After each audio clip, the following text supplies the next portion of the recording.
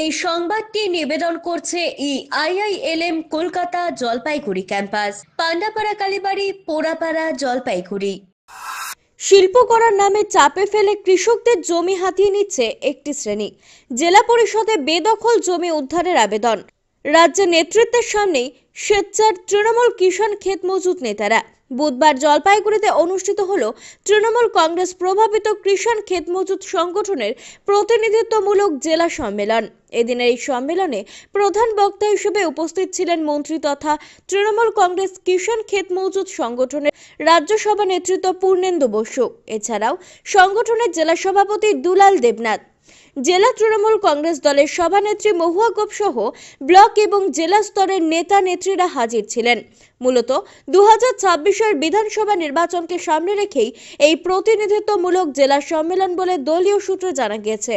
অপরদিকে সম্মেলন মঞ্চে বক্তব্য রাখতে গিয়ে সংগঠনের জেলা সভাপতি দুলাল দেবনাথ মঞ্চে উপস্থিত রাজ্য নেতৃত্ব পূর্ণেন্দু বসুর কাছে আবেদন করেন, যেহেতু ইতিমধ্যে জেলার বিভিন্ন ব্লকের ক্ষুদ্র চা বাগান তৈরি হয়েছে, সেই কারণে ক্ষুদ্র চা চাষীদের যাতে তৃণমূল কংগ্রেস কিষাণ ক্ষেত মজুত সংগঠনের সঙ্গে যুক্ত করা হয় সে বিষয়ে দলীয় নেত্রী মমতা বন্দ্যোপাধ্যায়ের সঙ্গে কথা বলতে।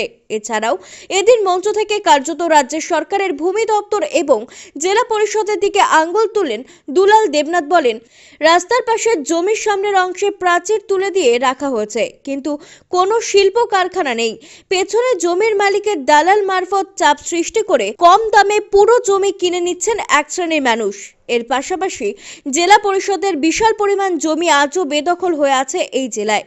সেগুলি যদি উদ্ধার করে কর আদায় করা যায় তাহলে রাজ্য সরকারের রাজস্ব যেমন বাড়বে, সেই সঙ্গে বেকার ছেলেমেয়েদের কর্মসংস্থান হতে পারে।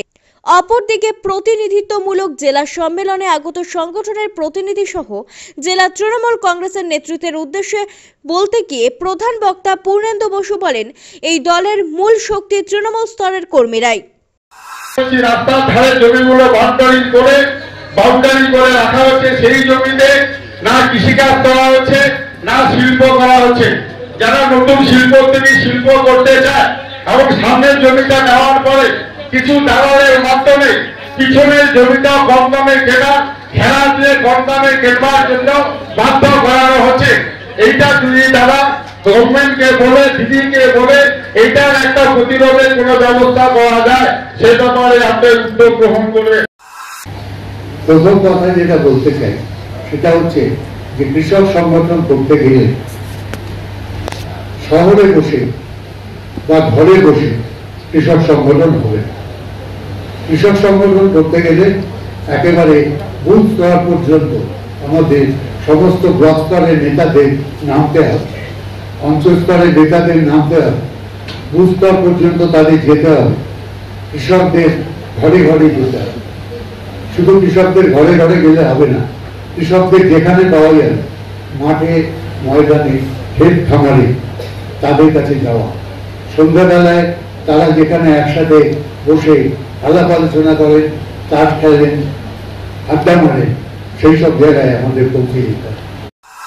অমিত বণিকের প্রতিবেদন, সিসিএন তোরাইডুয়ার সংবাদ। আইআইএলএম কলকাতা দেশের একটি টপ নচ ম্যানেজমেন্ট কলেজ, যা জলপাইগুড়ি ক্যাম্পাস একটি মেজর ক্যাম্পাস, যা উত্তরবঙ্গের বহু ছাত্রছাত্রীর স্বপ্ন পূরণ করেছে। আমাদের এই ক্যাম্পাসটি রায়গঞ্জ ইউনিভার্সিটি অনুমোদিত। আমাদের এখানে BBA honours in hospital management, IT and ITES, travel and tourism, BCA এবং এমবিএ এই ডিগ্রি কোর্সগুলি পড়ার বিশেষ সুবিধা রয়েছে।